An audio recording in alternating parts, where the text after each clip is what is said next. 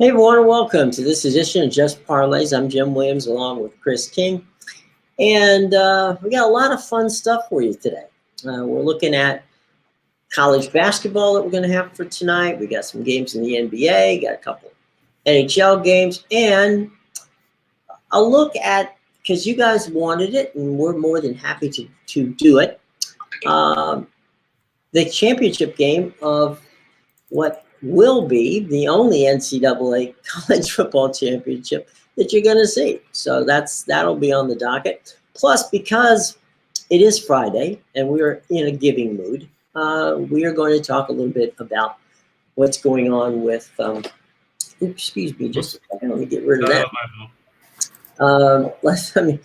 It's what we like to call a tease. There you go. It's a tease, just coming up. But what we're going to talk about is the NFL. And there's some interesting games, to be sure.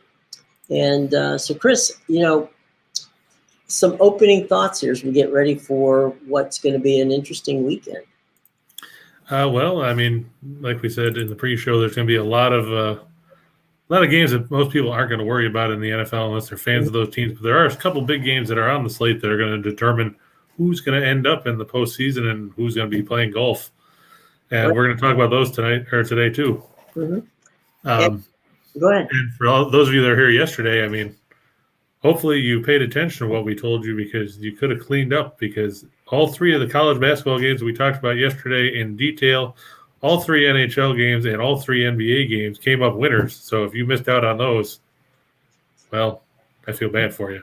Well, don't forget, we also threw in a bonus one because somebody asked us about UCLA and Long Beach State. That's true. And they asked about, would it be prudent to go, with the points, take Long Beach and the points? And we told them not prudent. And we were right. UCLA won. Long Beach played well, but trailed and kind of fell out toward the end there. So but they did cover, though. That was the point. That's the key, right? So there you go. That's the key. All right. Well, before we get going, let's talk about our sponsor. And it always is fun to talk about Caesars Sportsbook because they are really cool people. Now, here's what Caesars is going to do for you because you are so good about being part of our family. And, when we got something, when the family is there to have like a family discount, we're more than happy to share that family discount with those of you here. And that's what we're doing with Caesars Sportsbook. Now, if you happen to be one of those wonderful folks out there who want to take a shot at gambling, here's the opportunity. You can use Caesars Sportsbook app or the Caesars Sportsbook online. And if it's your first time doing it, then they're going to match the amount that you bet all the way up to $1,000. Okay. So, but the key is you have to enter the promo code Video Winners. Okay, so scrolling across there, all the information is in the show box below. So again, let me go over that for you one more time. Make a bet with Caesars Sportsbook, the first one, okay, on the app or online, and they'll match your dollar for dollar bet all the way up to $1,000. Okay, again, you have to use the promo code Video Winners. All the information is in the show box below. You must be 21 years of age to bet. And as we say, both Chris and I, and of course all our friends at Caesars, bet responsibly. Okay? All right, cool. So, moving on. We are getting ready to go to college basketball. Yeah, not a ton of exciting games today. I know everybody's disappointed that IUPUI didn't get to play yesterday. Really? But hey, don't worry, we got another doormat for you tonight to look at. But first, Jim, let's point out here about Ryan talking about how you cashed in on Wright State in Vermont yesterday. We told you New Hampshire likes to go to Vermont to get their butts kicked, get some maple syrup, and go back home. And that's exactly what happened again yesterday. The Catamounts taking care of the Wildcats over there in Vermont. Wright State took care of UIC, dousing the Flames in Ohio. So Wright State, they've won 5 in a row now. And guess what, folks? They'll be taking on none other than IUPUI tomorrow. So you know where we're going to go there if you're looking take Wright State over IUPUI to make it 6 straight wins for the Raiders to get to 8-7 on the year. Ryan also pointed out how he took Illinois. We told you that Kofi Cockburn was going to have his way inside because you said that Qudus Wahab couldn't stop him after, making that transfer from Georgetown to Maryland. Mm-hmm. The Fighting Illini taking down the Terps, and Long Beach State plus 27 beating UCLA. And David the Italian telling us about how he took the over 143, and of course that game was probably over that number with 10 minutes to go. I was going to say. It ended up 96-78. So good on you guys for coming up with some good numbers for yourselves. Glad you guys had some success. Hopefully we can keep that going for you. Yeah. I hope they bet through Caesars Sportsbook. And Joaquin also pointing out he had UCLA, Long Beach State going over the number. So seems like it was a good day for everyone yesterday. That's right. And we did that one on request, ladies and gentlemen. That was not even on the list. So we'll go to the Horizon League, where tonight the Cleveland State Vikings are taking on our other favorite doormat of late, Robert Morris. The Vikings 8-3, the Colonials 2-11 on the year. Robert Morris is just 1-3 at home. Now I know Cleveland State, they're 0-2 on the road, but if you look, they lost to a BYU team that's 12-3 by 10, and they lost in overtime in Stillwater against Oklahoma State. Nobody's going to fault you for losing to those two teams when you're a mid-major. Right. Cleveland State 109th in scoring offense. They were 75.4 points a game. They're 40th in field goal percentage, 87th in effective field goal percentage at 52.2. Meanwhile, Robert Morris struggles on the defensive end of the floor. We've seen it repeatedly. They're 337th in scoring defense, giving up 77.6 points a game. Opposing teams shoot 45.5% from the floor, and they shoot 37.9% from three-point range. That's 344th out of 358 teams in Division I. When you see a number that big, it's not a good thing. Cleveland State is 6-1 against the spread in their last 7 on the road against teams with a losing home record. They are 13-3 in their last 16 after an ATS loss. Robert Morris 5-21-1 against the spread in their last 27. 3-14-1 against the spread in their last 18 after an ATS loss, and they are 1-10-1 against the spread in their last 12 against teams with a winning straight-up record. Now, you can say, oh no, Cleveland State's 0-2 on the road, but I'll take a team that lost in overtime to a Big 12 team and lost by 10 to a very good team in the West Coast Conference that will soon be a Big 12 team, right, over a team like Robert Morris that has beaten, well, let's be honest, absolutely nobody of value. We'll just take a quick look so everybody knows who Robert Morris has beaten, so you can think of these great basketball powers. Yes, they've beaten Lancaster Bible and St. Francis of Pennsylvania, rated 293rd in the Ken Pom rankings. Well, they're both Pennsylvania schools because Lancaster is from, central Pennsylvania. And so, yeah. This is kind of a little off the wall, but I don't understand. Robert Morris is in Pittsburgh. How are they the Colonials? All right, fair enough. I guess because Penn already took the Quakers, so they had to come up with something. Yes, they didn't have any choice. All right, well, fair enough. All right, Cleveland State and Robert Morris. We move on to our second Horizon game of the night. Yep, Youngstown State. It's the other school with multiple letters from the state of Indiana, the Indiana-Purdue Fort Wayne Mastodons. Youngstown State, they're 9-5 on the year. They just beat Robert Morris the other night. The Mastodons 5-7. They lost back-to-back games to Cleveland State. So there you go. There, nice tie-in. The Mastodons 0-5 on the road this year. Youngstown State 5-2 at home. The Mastodons 292nd in scoring defense. They give up 73.3 points a game. They are 346th in field goal percentage defenses. Opposing teams shoot 47.3% from the floor, and they're 314th in three-point defense. Just in case you were wondering if they were just bad on defense, no, they're bad on offense too. They're 222nd in offensive efficiency. They're 279th in turnover percentage. They don't get offensive rebounds, and they are 283rd in block percentage. Nearly 11% of their shots get blocked. Youngstown State 112th in turnover percentage offensively. They're 154th in scoring offense. And probably more importantly than anything else, they can shoot free throws. That's an overlooked thing when you get to these games, especially late in the game when you're trying to make sure that your team A is still ahead and B can cover a line.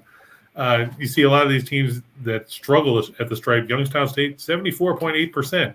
Can't complain about that when you're hitting 3 out of 4. Mastodons 2-5 against the spread in their last 7 on Friday. Youngstown State 4-1 against the spread in their last 5 against teams with a losing record. This line actually bumped down a little bit. It was Youngstown State by 6.5. It's at 5 now.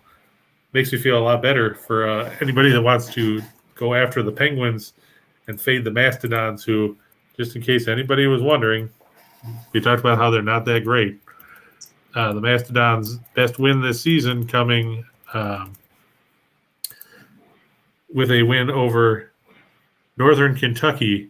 The Norths are 231st in the Ken Pom rankings. Their other wins at home over Southeast Missouri State, rated 304th.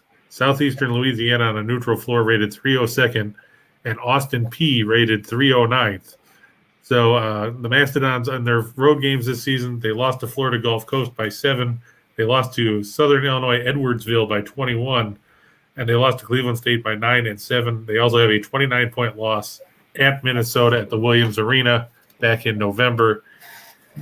With the way that Youngstown State plays, the Mastodons are in trouble. John Kaufman's team struggles badly on the defensive end. They're 342nd in effective field goal percentage defense at 55.6%. Teams shoot that same 55.6% inside the arc.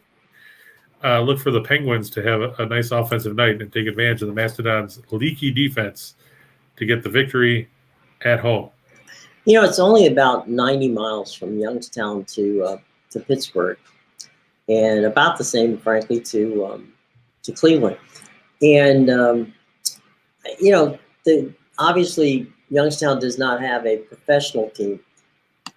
I gotta say, the community in Youngstown really supports that university. So they get a lot of people, not just students, but a lot of Youngstown fans who love going out and watching Youngstown sports, whether it's basketball or football. Or, they truly have a community that supports that team. So I'm sure that there'll be a rocking night tonight on campus at Youngstown State.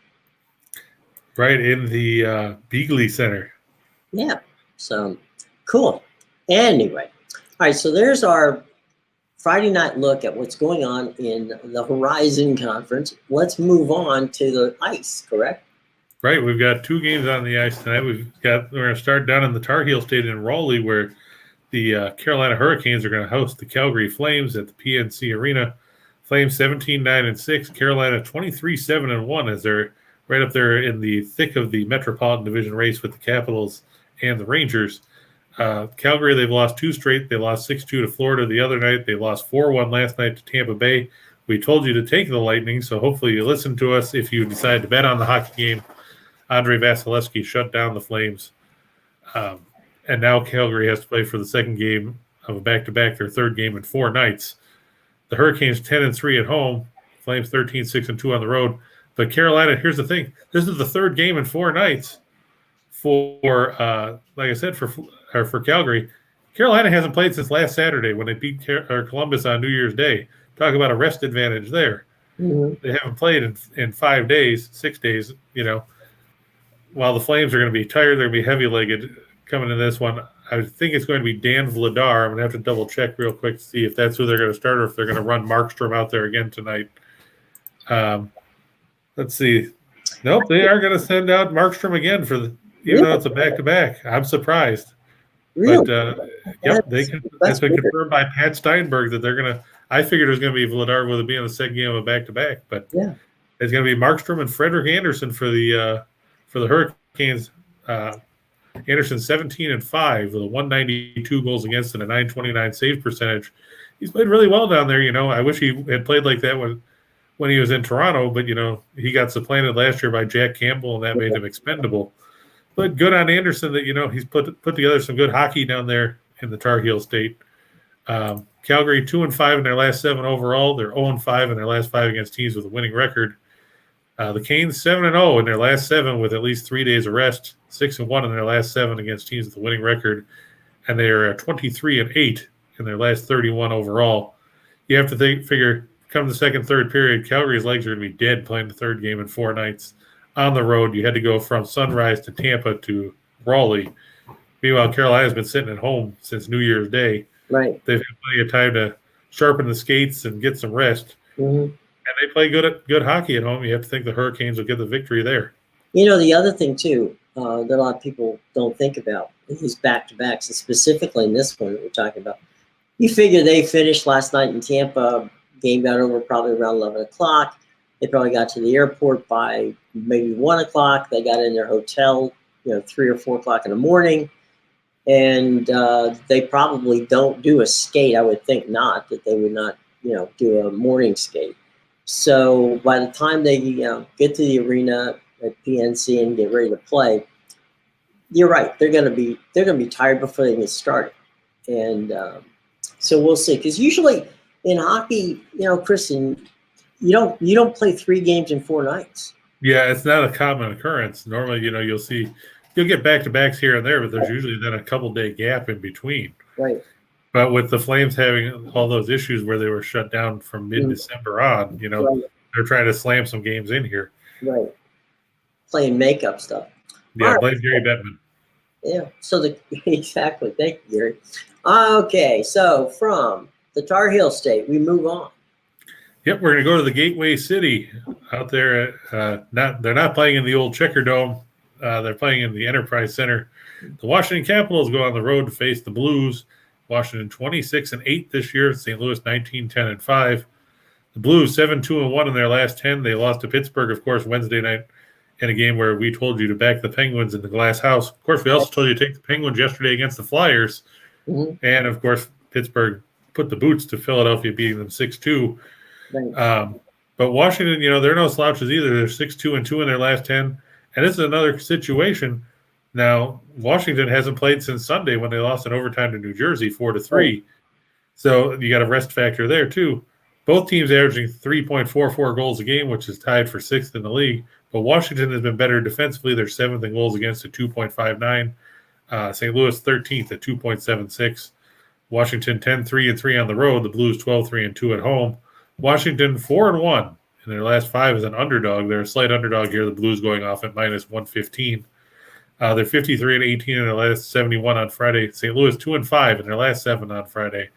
In the last 8 meetings between these teams, Washington has won 6 of them, and they've taken 4 of the last 5 matchups in St. Louis. Tonight's starting goaltenders are projected to be – where's my page here? I've got so many tabs open to keep track of this stuff. There we go. Ilya Samsonov, 13-2-3 with a 264 goals against and a 907 save percentage in net for Washington. It's expected to be Jordan Binnington, 10-7-3 with a 3 goals against and a 908 save percentage for the Blues. I mean, Samsonov, Jim, you can attest to it being up there in Washington. Yeah. He's played some pretty good hockey. I mean, he bumped Vitek Vanacek to the number 2 role. And I like the way the Capitals have been playing. You have to think that they'll get the win there over St. Louis, even though St. Louis has played well at home of late. Right. You can run – the Capitals can run 3 and 4 lines at you.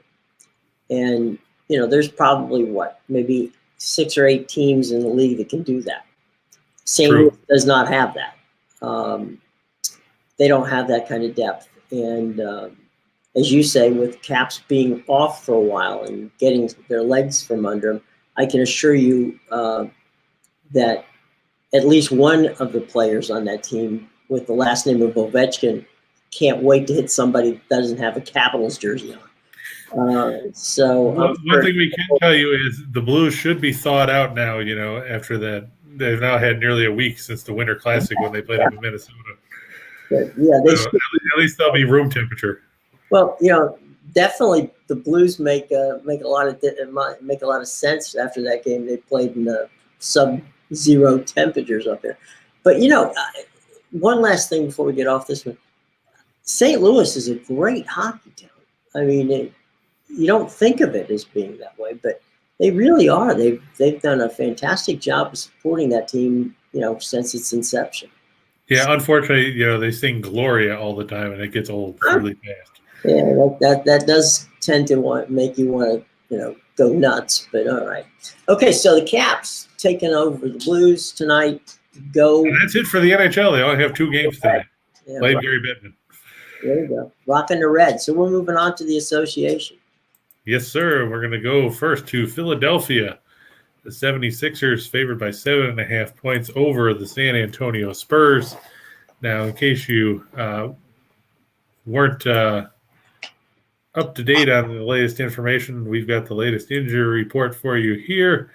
The Spurs have ruled out Keldon Johnson, Doug McDermott, Devin Vassell, Derek White, and Thaddeus Young. They were all thrown into the health and safety protocols yesterday.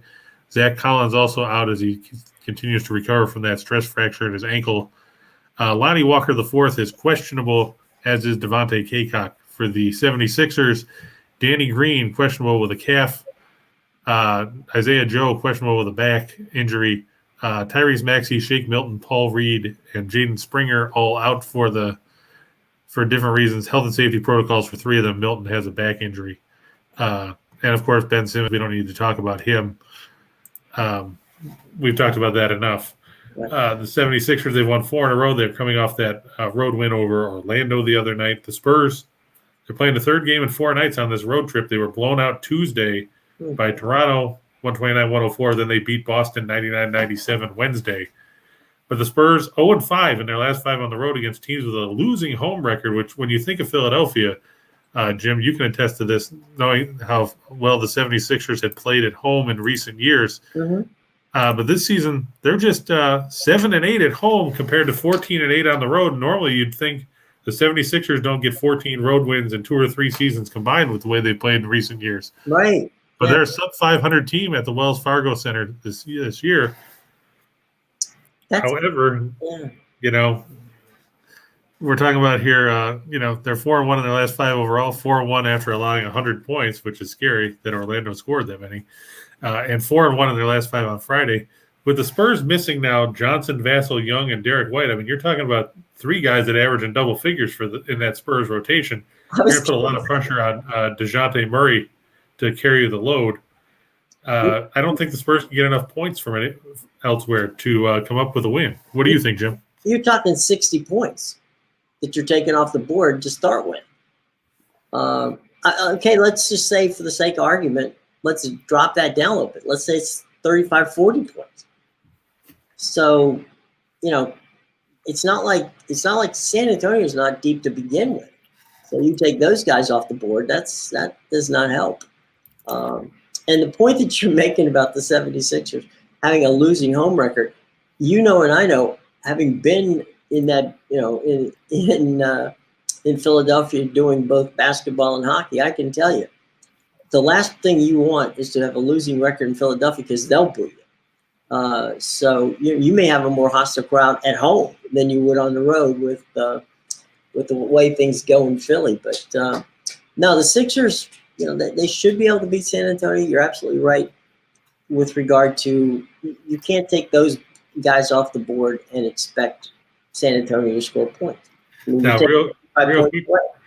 real quick, Jim, just to go back to college basketball, we've got somebody asking us, what do we think about Georgetown being a home underdog tonight against Marquette? Ooh.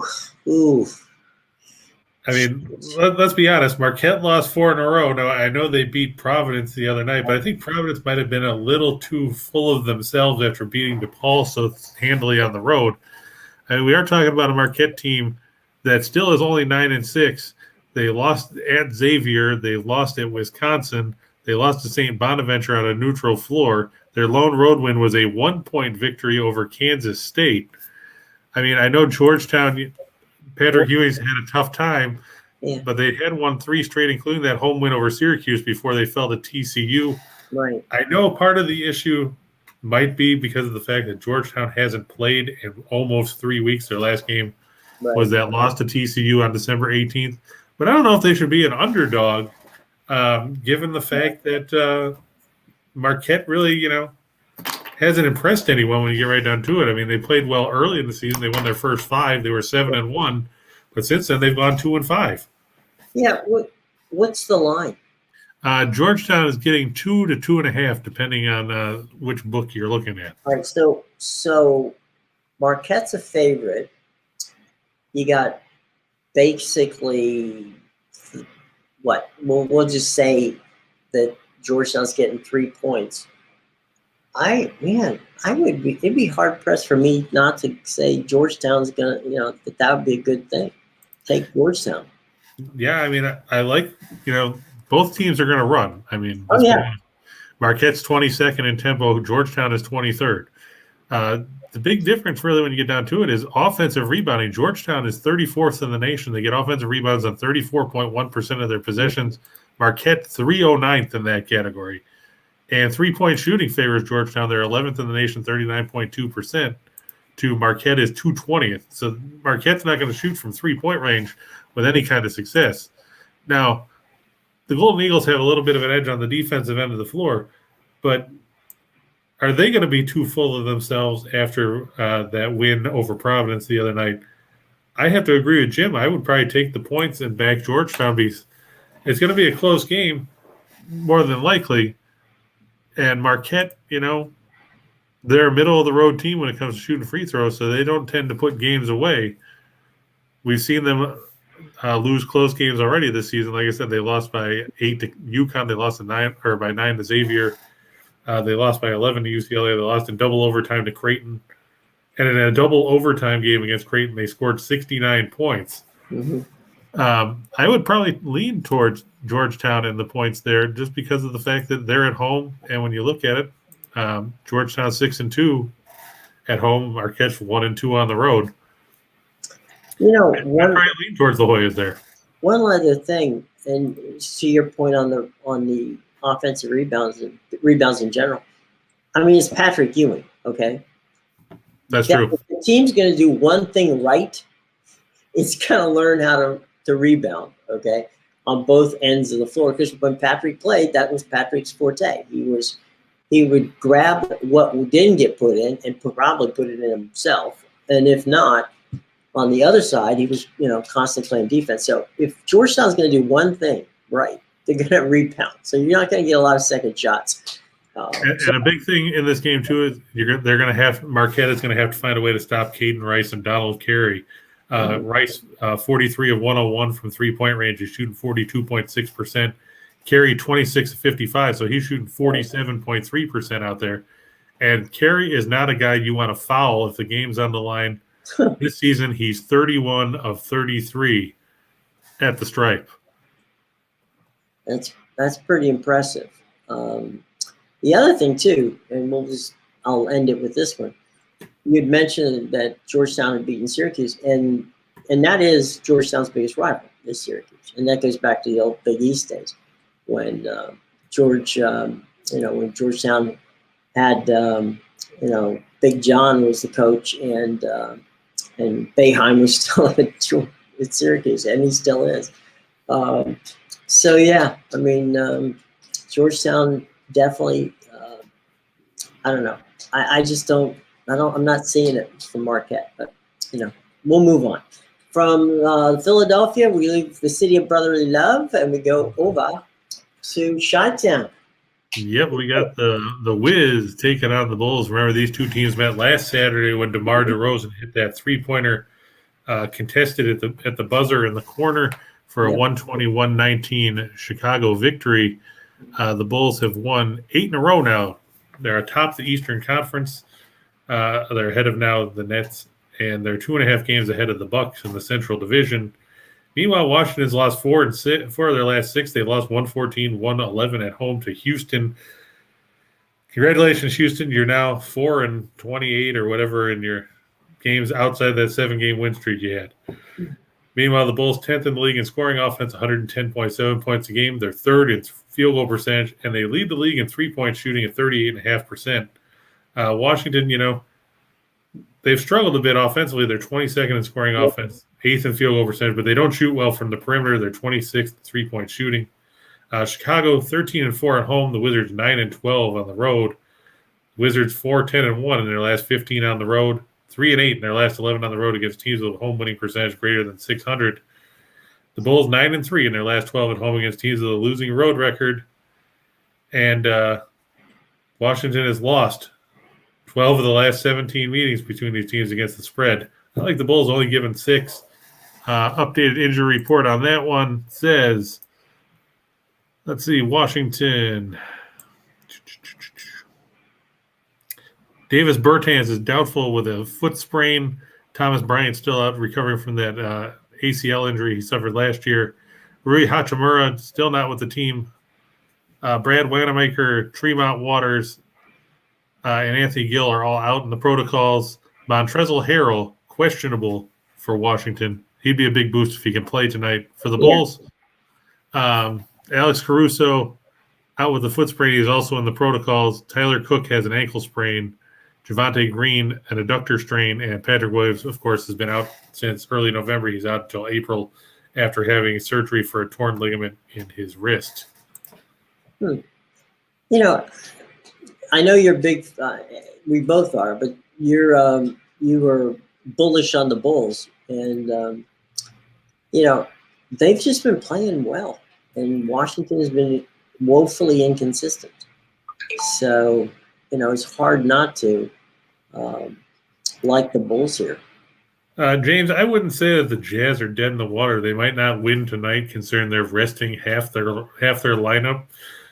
But when you look at the standings and see that they're 9 games ahead of everybody else in the Northwest Division and they're third in the Western Conference, I don't think you can count a team like that as dead.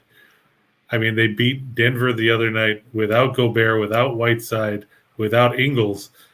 Now, I'm not saying they're going to hang anywhere near close with the Raptors tonight because of the fact that they've taken out so many guys. Like Bogdanovich isn't playing tonight and Mitchell's not playing. But saying they're dead in the water – if you're saying for one night, maybe. If you're saying for the season, you're way off base. Let me ask you, where are they playing that game? That game's at the Scotiabank Arena. Okay, so they're playing in Toronto. Right. Okay. Because I was going to say, if they're playing Utah, if Toronto was coming to Utah, a lot of people forget that Utah also is a mile-high city, so the air is rare there too. So you can have a good 3 quarters, and then that fourth quarter can be like you're gasping. So, but that ain't the case. They're playing in Toronto, so you can't gas yourself in Toronto. But I mean, how can you say that a team is dead in the water when they're leading their division, lapping the field? And yesterday we had a conversation, which hopefully most of you heard, that we made. Chris certainly made a very strong argument that Utah was one of the top 3 teams in the league. So, well, James did clarify. He said for this game, so I can understand that. Like I said, because Donovan Mitchell's not playing, Conley's being rested, so I think Rudy Gay is questionable. So, I mean, Gobert back in the protocols. Mm-hmm. No, that's fair. He's being fair. So, all right, Bulls and Wiz. Who comes up next on the? Oh my! The Cleveland Cavaliers. The Cavs have been favored on our board here, buddy. That's true, but we're going to go out to the Rose City. Portland 6-point underdog against Cleveland. Cleveland 21-17. Portland 14-23. Remember earlier in the year when we talked about how great Portland was at home when they were 10-1? Well, they're 2-9 since. Cleveland 10-8 on the road. Portland will be without their starting backcourt. Damian Lillard out with abdominal tendinopathy. C.J. McCollum still coming back from that collapsed lung. Larry Nance Jr., Cody Zeller also out tonight for Portland. Makes you wonder where they're going to get points from. I mean, I know Anthony Simons carried them in that win over Atlanta earlier this week. But, I mean, you're talking about a major blow to your offense when you're minus Lillard and McCollum. Zeller's now been upgraded to questionable, but I still wouldn't bank on it. Cleveland won't have Isaac Okoro. He's out with a sprained elbow. Ricky Rubio, Colin Sexton both tore knee ligaments. They're done for the year. Rajon Rondo, who was recently acquired from the Lakers because apparently Cleveland decided they needed a really old point guard that can't shoot. And C.D. Osman both probable tonight for Cleveland.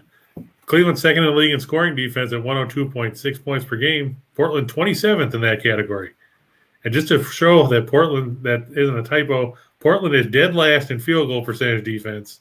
They are dead last in three-point defense. If Cleveland can't score points against Portland, Cleveland should just pack it in and go down to the G League. We'll bring up the Lakeland Magic as the new team in the NBA. Well, that's our favorite G League team. So yeah. Cleveland 21-4-1 in their last 26 after scoring at least 100 points. They're 16-4-1 after allowing at least 100. Portland 1-5 against the spread in their last 6 against teams with a winning record. 0-4 in their last 4 playing on one day of rest, and 0-3-1 in their last 4 at home against teams with a winning road record. You just can't trust Portland without the combination of Lillard and McCollum. I mean, we talk about the Clippers without Kawhi Leonard and Paul George, that you're looking at basically the same sort of situation here because Lillard and McCollum pile up points by the truckload for Portland. Mm-hmm. And outside of them, they don't really have a whole lot of options. You've got Norman Powell and Nurkic, and I guess like you can lump Simons in there because of the way he played the other night. But is that going to hold up against a Cleveland defense that's second only to Golden State and holding opponents from scoring? I don't think so. No, I think you're right.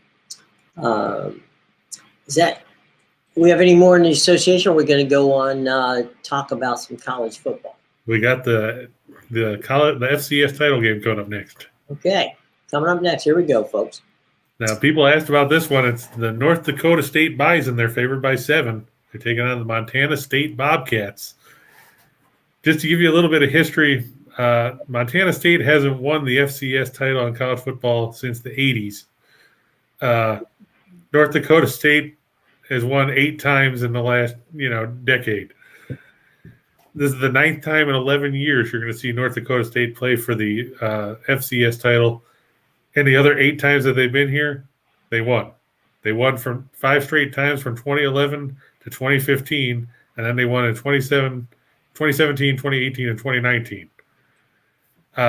This is going to be a defensive battle for sure. The Bison are first in the league, or first in the nation in scoring defense. They give up 11.2 points a game. Montana State, second, 13.4 points a game.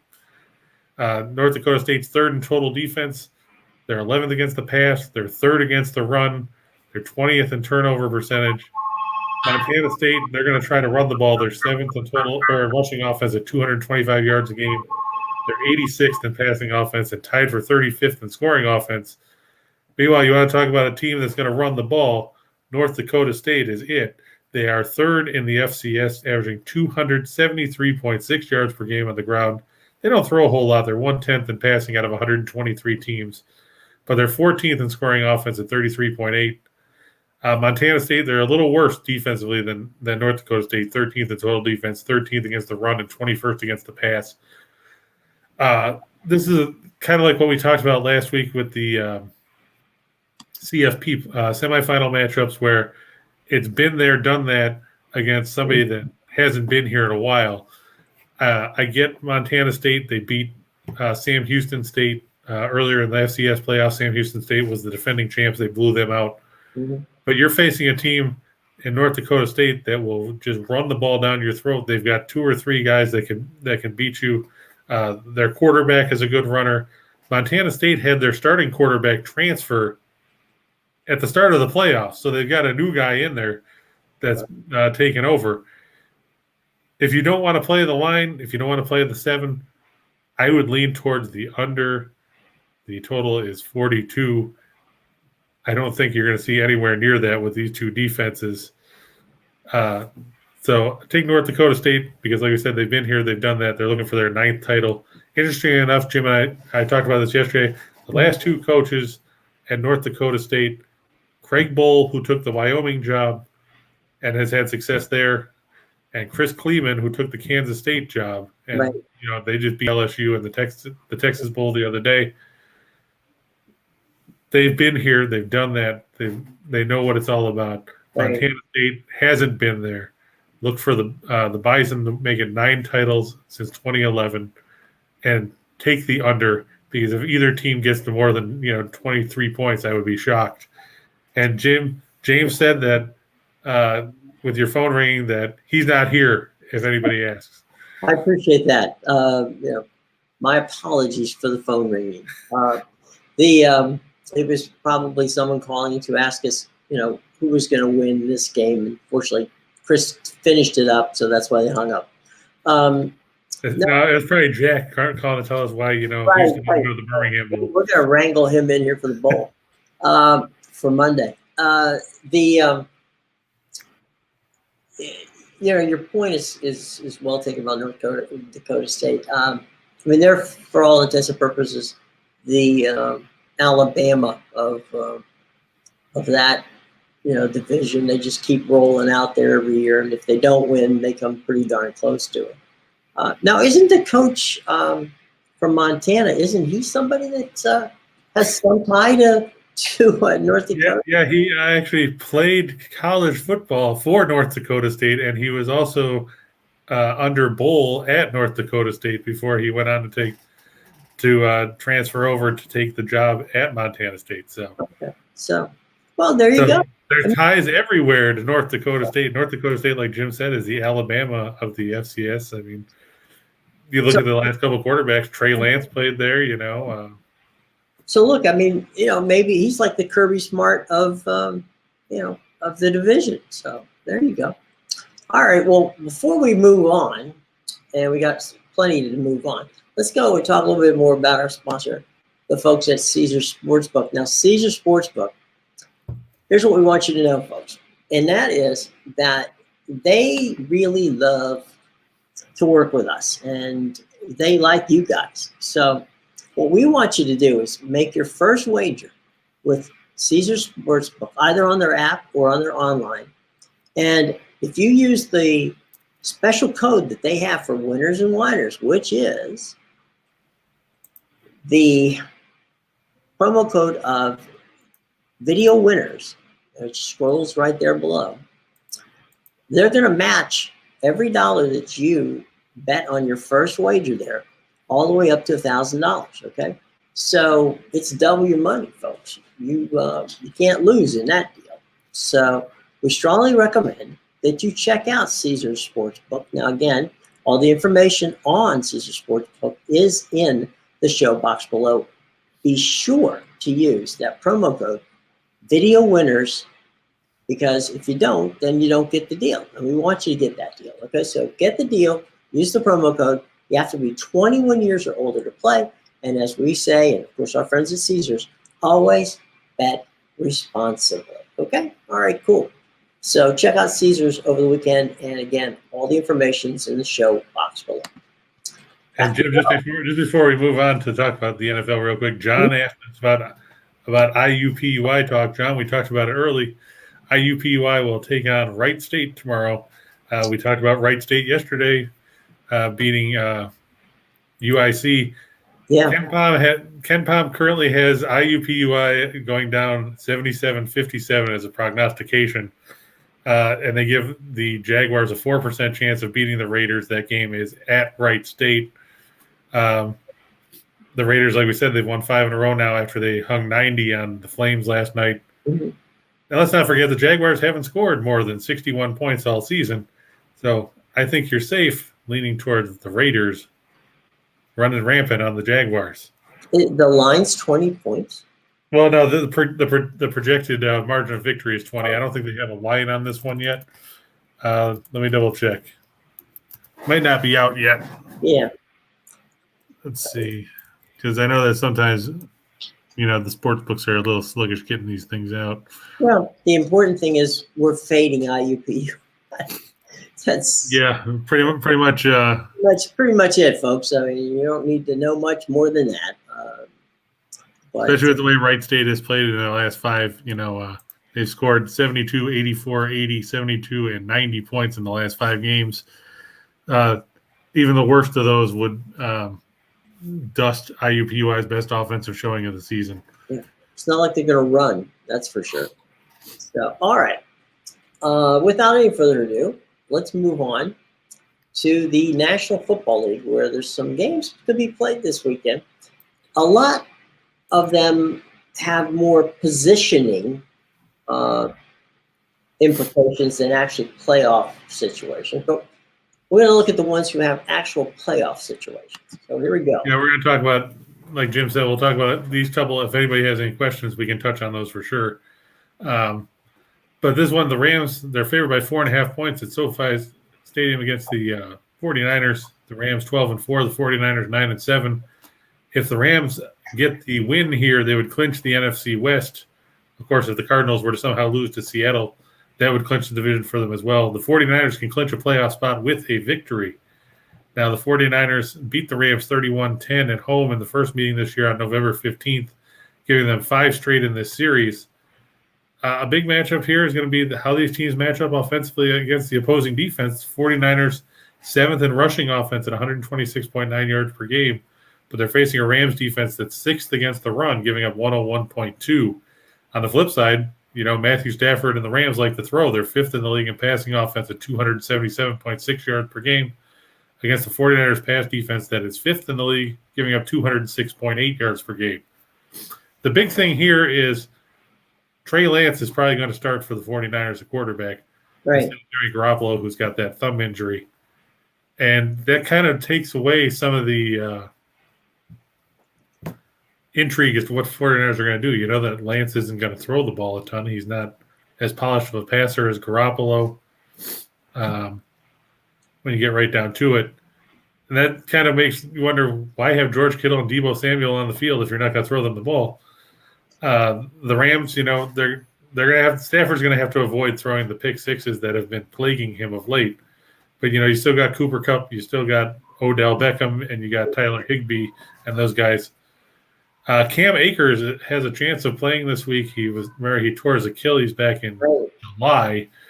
That could be a boost for the run game for the Rams. It's just hard to trust San Francisco on the road here with a backup quarterback, especially when Aaron Donald's going to be in the middle of that defensive line. Lance is going to be looking around for 99 every snap. The 49ers 2-5 against the spread in their last 7 on field turf. They're 1-4 in their last 5 against the NFC West. The Rams 4-1 in their last 5 overall, and 4-1 in their last 5 after giving up 150 yards or more on the ground. It's not one of those games where you have a ton of faith in the 49ers, like I said, with a backup QB, and the Rams know that a win here could push them up to, I believe it would push them up to the 2 seed because they already beat Tampa Bay. Yeah. And head-to-head. Did they play Dallas? I don't even remember. They didn't play Dallas, but Dallas doesn't have a better Dallas's record, and the Rams' record in the division is better than Dallas's. So okay, yeah, so it'll come down to conference. What that would lock in would be Green Bay would be the 1 seed, the Rams would be the 2 seed, the Bucs would be the 3 seed, and the Cowboys would be the 4 seed. So right, there you go. This is one of those ones where the Bucs fans are rooting for the 49ers. And look, when they played up at Levi's Stadium earlier in that game that they won 31-10, I'm pretty sure, if I'm not mistaken, they ran the ball like 40 times in that game. Well, let me look. I can tell you. They just ran the living hell out of the ball against the Rams. They didn't throw much at all that I can recall. I think that was a run first, pass second game. Let's see. They were 15 of 79 passing for 179 yards. Okay. And they ran the ball, like you said, 44 times. But they only averaged 3.5 yards per carry. I think it was more a matter of just controlling the clock and keeping the Rams offense out of the field because they, like you pointed out, they held the ball for 39 minutes and 3 seconds in that game. Right. When your offense is on the field 2/3 of the game, you're in pretty good shape. Well, and just ask Bill Parcells. Yeah, you score 31 points and you don't throw the ball over 200 yards, so you're not throwing any long passes there. Interesting, but I don't know that you think they're going to be able to replicate that. Down in SoFi, and the Rams have played well in SoFi. And don't forget, on the other side of that line for the Rams is Von Miller. So that's true. I forgot that I overlooked that. That's a good point, Jim. Yeah, you don't want to. You can look. It's like pick your poison. You want to go one way and get smashed. You want to go the other way and get smashed. My thought would be to go up the middle if they could, but we'll see. But it's going to be a fun game, and the Niners realize that that this is it, and San Francisco desperately wants to make the playoffs, and they're going to have a little help if they lose this game. Right. So, they'll need the Saints to lose, and I believe they need Philadelphia to lose in order to ensure that they would get a spot. Yeah, it's so. Obviously they want to win, but it's going to be an uphill climb. Well, for sure. And the Saints, I think they're pretty safe on the Saints situation. But that Philadelphia's playing pretty well lately. So I don't know. Philadelphia plays the the Dallas Cowboys. So that's a key game for the Cowboys, because a loss there would definitely solidify a fourth seed for them. Right. So there you go. All right. Rams. The other marquee game that we were talking about, Jim. The other Los Angeles team. The Raiders and the Chargers. Both teams are 9-7. Now, the winner clinches a playoff spot. They could tie and both make the playoffs, but the Raiders have said that they are not playing for a tie. They're out to win. Okay, good for them. The Chargers, they won the first meeting this year 28-14 at home on October 4th. They snapped a 2-game losing streak by beating a listless Denver team last week. Denver pretty much mailed it in once Teddy Bridgewater got hurt, and they had to go to Drew Lock. The Raiders, they won three straight now. They beat the Colts last week on the road 23-20. A very gritty win for the Raiders there, beating a hot Indianapolis team. Both teams have struggled on the defense side of the ball, but the Chargers are 26th in scoring defense, giving up 26.5 points a game. They are 30th against the run. They have 136.7 yards, and they're 23rd in total defense. You have to wonder, we saw the Raiders use the run game to beat Denver a couple weeks ago in that dogfight up 17-13. Might we see more Josh Jacobs and Peyton Barber than we saw last week against Indianapolis, where Derek Carr tried to throw the ball all over the place? It might be a good strategy. Chargers 9-23-1 against the spread in their last 33 after scoring more than 30 points in their last game. They're 2-6 in their last 8 against the AFC. And the Raiders 5-1 in their last 6 after going up less than 150 yards through the air in their last game. I think that they'll probably give up more than 150 yards through the air this week. Justin Herbert, he's going to throw the ball a lot. The key thing is going to be, can the Raiders contain Keenan Allen, Mike Williams, and Austin Eckler? Right. And on the flip side, can the Chargers stop anybody? Because we've seen them struggle at times when it comes to playing defense this season. Well, there's that. And for some reason, Justin Herbert is money at SoFi. But you take him out of there. I don't know what the heck it is, but on the road, Justin Herbert is not anywhere near as accurate or as, as explosive even. Because he can run. He's not spectacular at it, but he's good enough at it. He just doesn't seem to play well away from SoFi for some reason. And, like you say, the Raiders have been hot. And, the ghost of Al Davis is just screaming down at them, win, baby, win. So, and that's true. You pointed that out about Herbert. He threw 7 interceptions in 9 home games and 21 touchdowns. On the road, he's only got 14 touchdowns and 7 picks. Right. And his rushing attempts go from 203 yards and a 5.49 yard average on the ground at home to 98 yards and a 4.08 yard average and 1 score on the road. Right. I don't understand. I guess, it's great to play at home, but to really have those kind of splits is really kind of odd. And he's a hell of a young quarterback. I enjoy watching him. He's a good guy to watch. I just don't, he's going to have to figure that part out, because you got to win on the road too. You can't just win at home. Right. And other breaking news around the league, Jim, you probably already know about this, but Shaq Barrett is now in the COVID protocols. He and JPP will not play Sunday.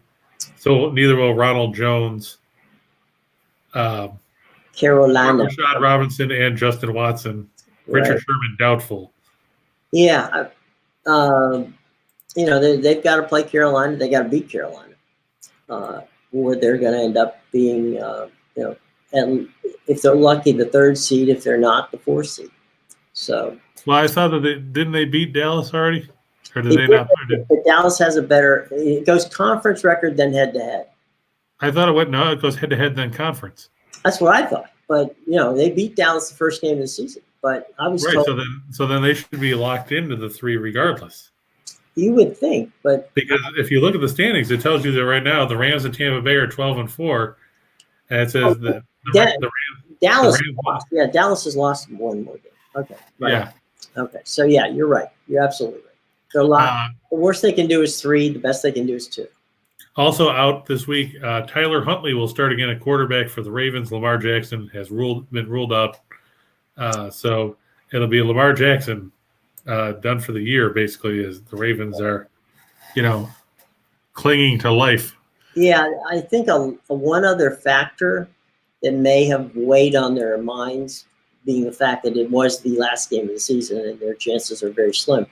It's going to be either very icy or very snowy on Sunday in Baltimore. So, we ended up picking up a couple of inches of snow here today. And so down at what they like to call the Russell Street Coliseum, better known as M&T Bank Stadium, the Ben Roethlisberger,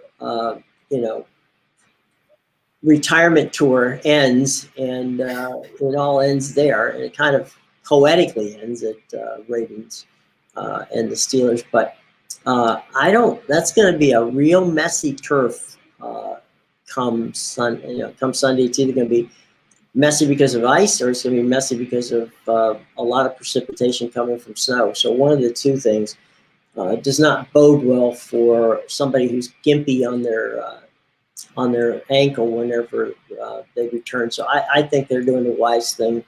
Tyler Huntley has done, as well as he could be expected. And the game is, I'm not going to say it's meaningless. It's more meaningful to the Steelers than it is to the Ravens. But go ahead, Jim. No, I was just saying that it's not a game that I think that the Ravens are willing to risk ruining their franchise quarterback on. Just updated injury reports for tomorrow's games, because I know everybody was asking about the Chiefs and the Broncos. Clyde Edwards-Helaire, Lucas Niang out for the Chiefs. For Denver, Ronald Darby and Pat Surtain II, 2 of their top corners out. Nate Hairston, their third-string corner, also is questionable, along with defensive end Shelby Harris, punter Sam Martin, and Brandon McManus. So if you're looking for Pat Mahomes to throw for a whole bunch of yards, you're probably going to be in luck, because without Surtain and Darby, the Broncos are going to be in trouble trying to stop the pass. Meanwhile, in the late game, Dallas-Philadelphia, Trevon Diggs, Jaron Kearse, Tony Pollard, and Donovan Wilson, all questionable for Dallas. Miles Sanders out for Philadelphia with that hand injury. So you'll see more of Jordan Howard, Boston Scott, and Kenneth Gainwell in the backfield. Offensive lineman Landon Dickerson and Lane Johnson questionable for that contest. And they're playing at the Link, right? That is correct. Yeah. So, we've been talking about posers all year long about who is. I wouldn't want to play Philadelphia right now. I just wouldn't. They've been playing pretty good football lately. And for what you were saying about the weather in Baltimore, it's actually going to be a balmy 43 on Sunday with rain. Yeah. Okay. Well, it's not going to be 43 prior to game time. So. No, right. I mean, the high Saturday 32 with a low 25. So yeah, it's going to make for some ugly conditions. Yeah. Freezing rain possible as well. Yeah. That's and that stadium down there is it's nothing like Orchard Park. Let me start with that right off the get-go. It is, however, the way it's built, because it's built right next to Oriole Park at Camden Yard. The wind does swirl in that building. So, it might be going from east to west, and then, you take a snap and it's going north to south all of a sudden. So, well, funny you should talk about Orchard Park, because they got about 1.5 feet of snow yesterday. It is January, Temperatures on Sunday, the high 39 in Orchard Park, but this is now going to be a 4:30 game when the Jets come to town. Temperatures falling near freezing. The low on Sunday night will be 18, but guess what? The winds are going to be 20 to 30 miles an hour with an 80% chance of precipitation. Cue up Paul McGuire from the 92 AFC divisional playoff where Jeff Jager kicks the field goal and comes up 15 yards short, and he tells you, in this kind of weather, it's like kicking a brick. I got a real quick. Remember in Giant Stadium, they used to have in the old Giant Stadium, not the MetLife Stadium. They used to have in the end zone, the south end zone, they had a garage door, and the garage door would go up and down to, let vehicles come in and out onto the field. And whenever the Giants were going in the, from the north to the south as opposed to the other way, they'd open that garage door. And if anybody went to kick, there'd be a big gust of wind coming down that pipe area. So Gary Yepremian told me one time that when his last season with the Dolphins and they were playing at the Jets there, that he kicked the ball and he said he thought, I really kicked it hard. And he goes, I looked at it, he goes, it goes 25, 35, and then all of a sudden it comes back 10, 15, 20. And I thought it was going to go over my head, because of the way the wind blew through the stadium there. So, yeah, they have some really, really tricky winds in that situation. But some pretty fun stuff for Buffalo. The Jets are playing well, better than they have, which isn't saying much, but it is better. But if Buffalo wins, can they move up in the rankings? Well, my hopes are that Buffalo wins, Cincinnati loses to Cleveland in the backup bowl, because that's basically what it is. Nobody wants to watch Brandon Allen and Case Keenum at all anyway. But if Cincinnati loses, Buffalo wins, Buffalo would move up to 3. And then if the Raiders happen to upend, the Chargers. Yeah, the Chargers, then the Raiders would be the 6th seed, and they would go to Orchard Park. And everybody knows that in the playoffs, the Raiders, it doesn't matter if they're in Oakland, it doesn't matter if they're in Las Vegas, it doesn't matter if they're in Los Angeles. The last 2 times that the Raiders have come to Orchard Park in the playoffs, the 1990 AFC title game, which was over by the time you sat down and had a snack, that was the 51-3 game. And then, of course, the game in the 92 divisional playoffs when they came to town, where Art Shell looked like, the Michelin man, dressed on the sideline because the temperature was 0 and it was 25 below with the wind chill. Right. And Buffalo won 29-23. What's now? So, all right, if let's say the Chargers win, just for sake of argument, where do the Pats go? Let's see. Well, you have to base it on what would they become. Is the scenario that the Pats would end up playing the Bills? It's quite possible. They were saying that was probably one of the most likely matchups. But I think that was also before Cincinnati decided they weren't going to play Joe Burrow and everybody else. Right. So you'd have to basically shuffle. Let's see. Let's just say hypothetically, we'll say Kansas City wins, and we'll say Tennessee wins, and we'll say Cincinnati loses. We'll say Buffalo wins. Now, if we say the Chargers beat the Raiders, and we say New England beats Miami, right, then New England would face Cincinnati because New England would be the 5 seed, Cincinnati would be the 4. Right. The Chargers would go to Buffalo. The Colts would go to Kansas City. And wouldn't that be a matchup, seeing Pat Mahomes trying to throw against the Colts defense and Jonathan Taylor trying to run against Kansas City?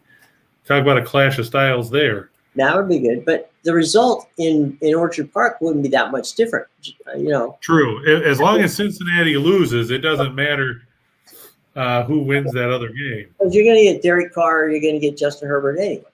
So, as I said, the result is, the jerseys are different, but I don't think that I would be as concerned about either of those teams coming to Orchard Park. Yeah, unless, something else happens and the Colts end up there, I don't want to see Indianapolis again. No. There's good reason not to do that. All right. So, bonus, folks. There you go. Bonus information. We're going to move on now for 2 for the money. You ready? Here we go. Yep. like we said, the Bulls -6 over the Wiz. Chicago's won 8 in a row. It's hard to argue with a win streak like that. They're playing at home. DeMar DeRozan is healthy. Zach LaVine is healthy. Nikola Vucevic is healthy. The Wizards, they've sputtered of late. They just lost to Houston. God, that's scary when you think about how you lost to a team that, had 3 wins outside of a 7-game win streak all season. Look for the Bulls to capitalize. The United Center making 9 straight W's. The Capitals, as good as the Blues play at home, I'm a little worried after St. Louis got knocked off, blew a 2-goal lead against Pittsburgh. Washington is rested. Like you said, Ovechkin's ready to hit somebody that's not wearing a Capitals jersey. Samsonov has been very good between the pipes. He's got the edge over Binnington. I look for Washington to steal that one on the road. The Nets over the Bucks. Now remember, Kyrie Irving won't play tonight because they're playing at the Barclays Center. Oh, maybe. And he can't make the trip. I guess he could buy a ticket. That's about it. I don't even know if he can buy a ticket, though. He's not. Actually, he couldn't. He's not. He couldn't. He wouldn't have a vaccination card. He can watch it on TV. Yeah, that's true. I think Ian Eagle or somebody will have the game on MSG or whatever.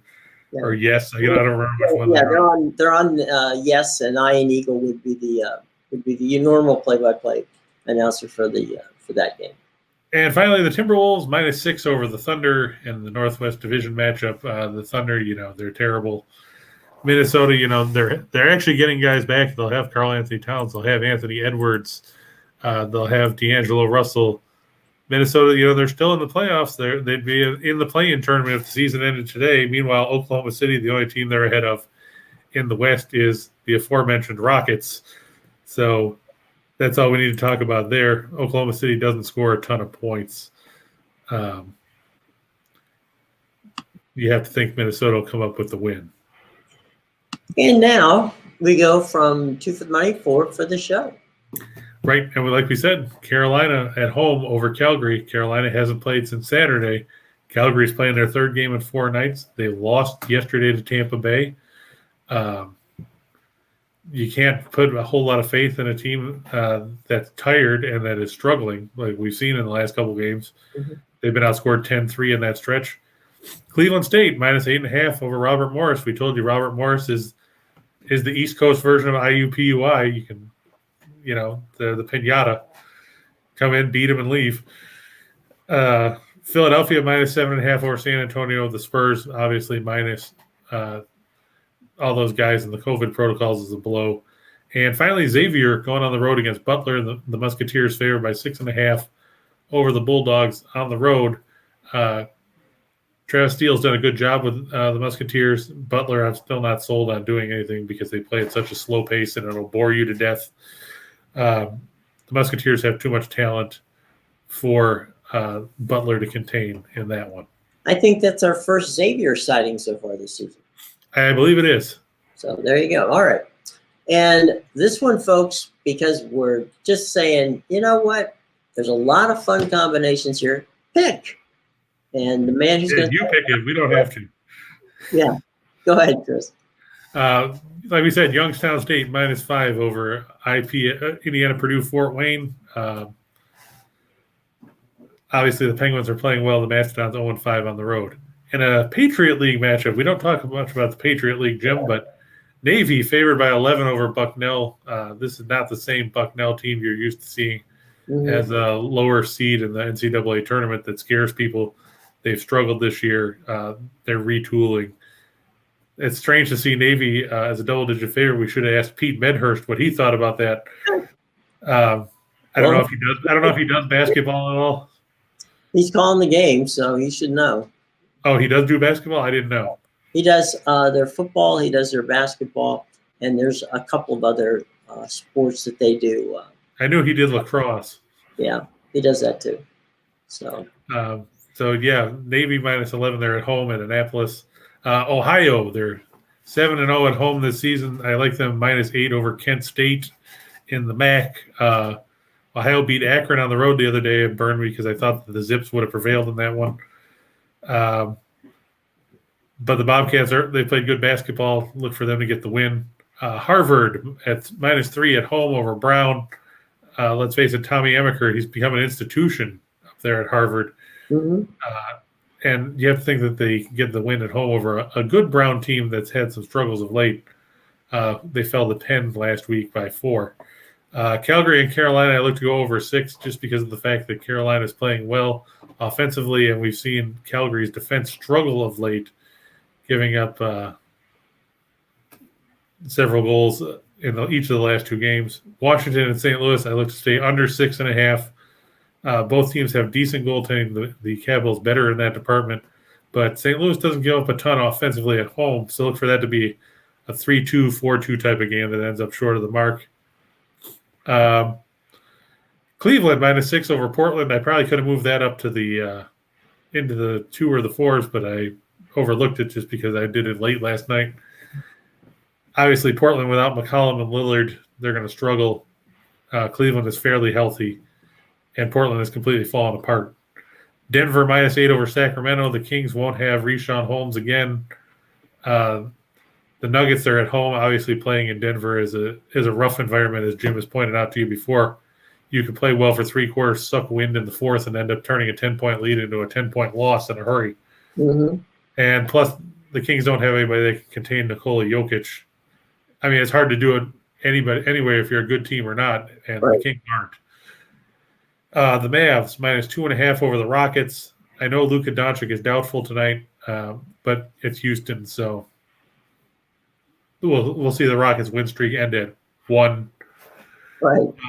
And the Hawks +3 over the Lakers. It's just tough to have a ton of faith in a Lakers team that has been so mediocre, mainly because they don't have any depth. And Joaquin, I'm glad that everybody thinks Reichel is funny. We think it's funny that he thinks he knows what he's talking about sometimes. And don't forget, he's a Jets fan. So, I mean, that's funny enough on its own merits. Well, he did luck into the Mets this year so far. But then again, just before we came on, I was speaking to someone heavily involved in what's going on in the players' negotiations with the owners in baseball. And he was telling me that he would not rule out the possibility of them not playing baseball this year. So wouldn't that just be fitting for all the guys that the Mets signed for them not to play? That would be pretty much the Mets. They'd have to pay all those guys, and then next year they'd be a year older and not as good. So they just put Buck Showalter back in ice, and away you go. But, yeah, they can defrost him again. We think Scott is funny. We do. And by the way, you won't have to wait long. About 15 minutes. The boys will be coming on with Back to the Window right here on the Winners and Whiners Sports Betting Network. So let us know if they steal our picks for Bet the Farm. I don't know what they had. What did they have for Bet the Farm? I don't know what they had yesterday, but I remember when they stole the Oakland game last week. I actually got it right here. Hold on.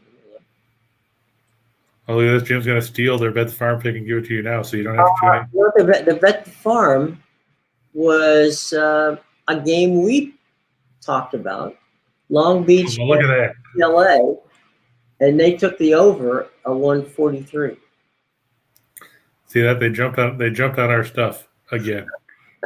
Oh well, you know what? They should start paying us. Imitation is the greatest form of flattery, my friend. So there you go. So is money, but we kid because we love Scott and Scott. Coming up at yes, Gerald, we did cover the FCS title game. Did you miss it? We said North Dakota State -7, and if you're going to play the total, play under 42. It just boils down to the fact that North Dakota State's been here and done that. Mm-hmm. Obviously, this is their 9th title game in 11 years. Meanwhile, Montana State hasn't been in an FCS title game since the 80s. There's a lot of tradition with the Bison, and you have to think that they're gonna run the ball repeatedly. You also brought up that both teams are good defense. Yeah, like we said, that's why you stick with the under there, just because Montana State second in the league or second in the FCS among the 123 teams in scoring defense at 13.4 points a game. North Dakota State #1. They give up 11.21 points a game this season. Well, All right. Any final quick questions, folks, before we head on out for the? Well, TL asked about Cornell and Penn tonight. I'm surprised that Penn was favored by 4.5 points. The only thing I can think of is because that game's at the Palestra. But I mean, Penn is 4-10, and Cornell's 9-3. So I would be happy to take Cornell with the points, just based on the fact that, I mean, the Big Red is good offensively, and Penn has struggled on the defensive end of the floor. Cornell loves to run. They're 5th in the nation in tempo. They average 74.4 possessions a game. If you look at what Penn's done, you know, they've only played 3 home games. They beat Brown and they beat Lafayette, which nobody's impressed when you beat the Leopards. And they lost to Villanova. There's no shame there. No, there's no shame there. But, I mean, on the road, they lost to Towson, and they lost to Temple, and they lost to St. Joe's, and they lost to LaSalle. And, you know, they've played just once since December 11th when they beat Brown Sunday. So they've only played once in the last going on 4 weeks. Yeah. Look, I don't know, and you're the expert here, but the Ivies are almost pretty predictable. If there's a, you know, if you've got a team like Cornell and coming in to play Penn, and they're that good, why would you not go that route? Yeah, I mean, like I said, I think a lot of it is the fact that, you know, they're playing in the Palestra. I think a lot of it could be also factored in that Penn has won, you know, a bunch of meetings in a row between these teams, but that was a different team. I mean, you're not looking at the same Penn team that you saw the last couple of years, because Penn won last year. They beat Cornell by 14 at home. They beat them by 6 on the road. Right. The year before, they won by 18 at home. But again, we're not talking about that Penn team. This is a different Penn team. It's a different Cornell team. Right. And, you know, the Big Red, you know, they've played some good basketball. They gave Syracuse trouble, you know, right before New Year's. Syracuse beat them by 12, you know, and that was in the Carrier Dome. So they're not going to be too intimidated by going to the Palestra, a place where they play all the time. Right. I wouldn't, you know, if this was hockey, I'd be concerned, but it's not. So I think, I think Cornell, you got to take Cornell. I mean, Cornell's 5th in the nation in scoring offense. They average 85.7 points a game. Penn is 327th in defense. They give up 76 points a game. They're 334th in field goal percentage defense, and they're 280th in three-point defense. Cornell shoots better than 48% from the floor and 37% from three. The only thing I can think of is why is there an underdog, and I said this to John earlier when he asked me about this game. The only thing I can think of is because it's at the Palestra and Penn has had success against Cornell recently, but it's not the same team that we've seen before. I would take the points with Cornell. Yeah, I think you're right. Any last? Daryl, we said we like Georgetown with the points because we don't like the fact that Marquette is Marquette, you know, they beat Providence the other day, but before that they lost 4 in a row, and Georgetown will beat the crap out of you on the glass because that's what they do. Yep, they may not be shooting well from outside, but, you know, from 4 feet away, they're not bad. And also, Daryl, happy birthday, so we'll give you a free pass for forgetting that our show was today. Yeah, thanks. Just because it was your birthday. Well, you know, celebrate for us. Have one, you know, have a beverage for us, the beverage of your choice. So, all right. Any last thoughts, Chris, before we head out for the weekend? Well, like I said, Jim, it's going to be an interesting weekend, especially on the gridiron with some of these games where, like you said, it's not going to matter as to who gets in the playoffs, but it's going to be a matter of who goes where in the playoffs. And I think it's going to be interesting to see what unfolds. Can Indianapolis break that streak of not winning in Jacksonville since 2014? I mean, they're favored by 15 points. But, you know, you got Carson Wentz under center, and stranger things have happened. I mean, they jumped all over Jacksonville early in the first meeting and then had to hang on for dear life. And that was at the RCA Dome. Right. Well, Carson Wentz has had situations where he's taken certain victory and turned it into abject defeat. So it wouldn't be the first time. But you got to think they haven't won there since 2014. Yep. How many quarterbacks and coaches have gone through Jacksonville since 2014? Do you even want to know? No, I don't. We don't have that much time. It'll be Tuesday by the time we finish. That's true. Good God. But, if they're going to, I'll tell you what, if they don't do it, then they don't deserve to be in the playoffs. And I would agree with that because, if you can't win when you know that that your season hangs basically in the balance here against a team that has 2 wins. Yeah, and it's not like Jacksonville's down there going, let's win one wait a minute, who's coaching this week? So, yeah. If you look there in the last 8 games in this skid for Jacksonville, they haven't scored more than 21 points, and they've only broke the 20-point barrier once, and that was that loss to the Jets 2 weeks ago. Right. Other than that, they've scored 17-10, 14-7, nothing, 16 and 10. And the 17 points was in that loss to the Colts in mid-November. Remember, they were down 17 to nothing in the first quarter, and then came back. It was 20-17 in the fourth. It was 23-17 with 2.5 minutes to go, and Jacksonville had the ball but couldn't cash in. So, the Colts, maybe they're a little gun shy. You never know. I'd just take them all and run. Run. That's what you should do. But, who am I? I'm not coaching the team. Frank Wright's coaching the team. Is Frank Wright coaching the team? Yep. Yes. I'm gonna have to tell Frank to. I had a mental block on Frank there. Sorry, Frank. No, wait. I don't want to see Indianapolis. So I'll tell Frank to throw the ball 50 times. Right.